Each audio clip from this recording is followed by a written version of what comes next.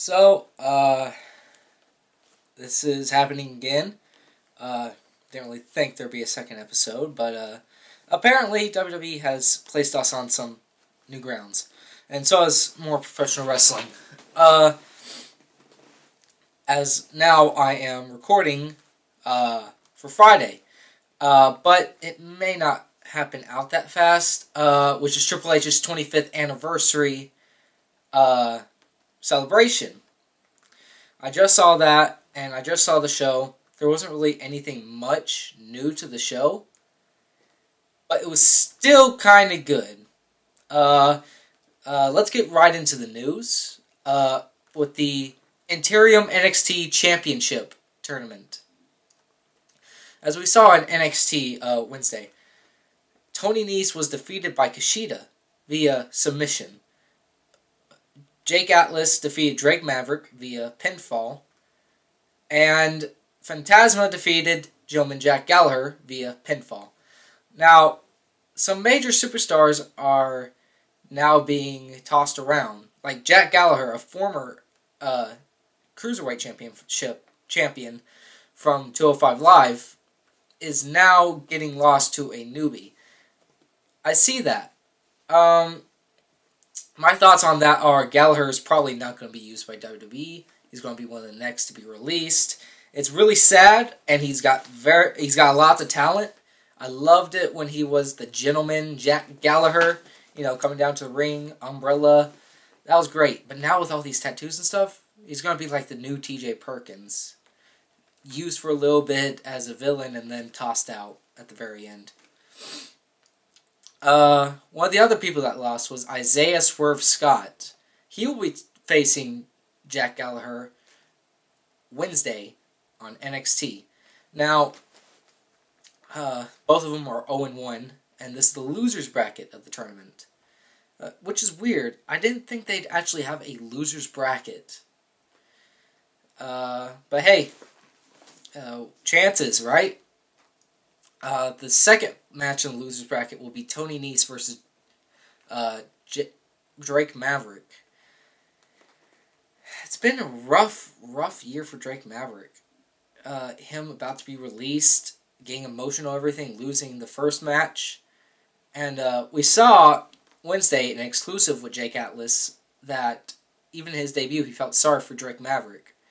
And one thing that I really liked was that even though it seemed like he was coming off character, Drake Maverick's personal story is going out into script, and they're messing with me. I don't know if it's script or if it's personal or what they're doing, but it's working.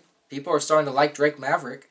He was most likely to be in 1-1 on the poll, and I voted for him. He has a 55% chance out of the 4 other competitors of getting back up to the championship. But that's just the fan pick. I don't know what WWE is going to do with him. Let's see. On Monday Night Raw, Seth Rollins and Drew McIntyre for the WWE Championship at Money in the Bank. I don't think that's a good way to start Drew McIntyre's reign.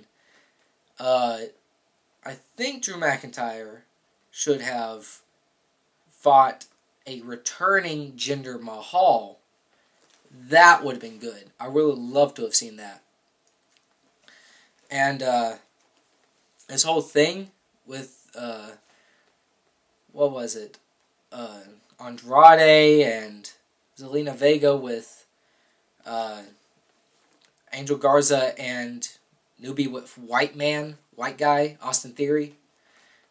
I don't know. They're doing more of a Sami Zayn, Nakamura, Cesaro kind of thing.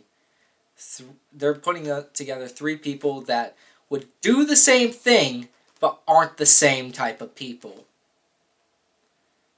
It's not very good. And let's talk about what happened at the first part of the night with the New Day celebrating the tag team title. Gained them. The Usos weren't there, which is weird, because I would have thought the Usos should be there. But, no, the Usos weren't there. But there were other 3 teams that were there. It was the Lucha House Party, John Morrison and The Miz, and the Forgotten Sons. Now, this is interesting. The Forgotten Sons are now on SmackDown, and they are already wanting a SmackDown title shot, and have attacked the champions and the Lucha House Party. Miz and Morrison got out of there, unfortunately, but the Forgotten Sons are making a name for themselves. They're going to be forgotten no more. Because you just took 3 superstars that made NXT debuts separately, and then were all forgotten about. Like, set aside for other stars to come in and make a name. And they were forgotten. And so they banded together, made a new story, and pitched it and got it, and now they're the Forgotten Sons ever since NXT days. And now they're a big deal. I wouldn't want them in the title picture. The Forgotten Sons have like a sanity vibe to me. But they're actually sane. They're not the crazy people. Nothing like Alexander Wolf or Eric Young, also released. Nothing like those guys. Nothing like Killian Dane. Nothing like them.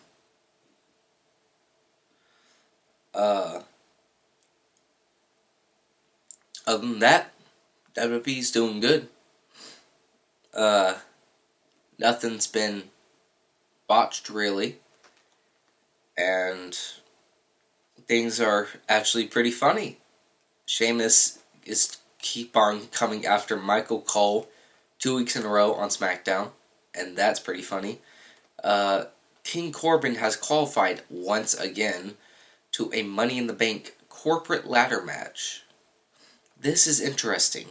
They're now going to hold the pay-per-view. They did this last time at the Performance Center. But now they're going to hold it in the corporate office of the WWE. Which I don't know if it's going to be live, or if it's going to be, once again, broadcast, like, recorded. I hope it's not recorded, because I would love it to be live. And actually get to see who wins.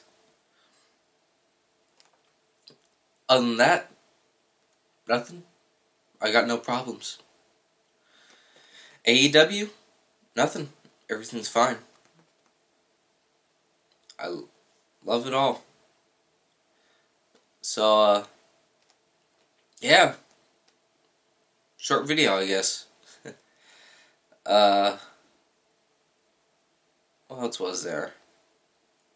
There was something about Matt Riddle on being NXT Tag Team Champion with this other guy. I don't know. I feel like he should be Tag Team Champion with, like, Keith Lee. And Pete Dunne should be Tag Team Champion with, like, that guy at some point. But who knows? After this quarantine's over, Pete Dunne might actually be done with NXT and go to, like, a Raw or a SmackDown. Because that should happen. That should have happened in 2018 to 2019 instead of staying in NXT.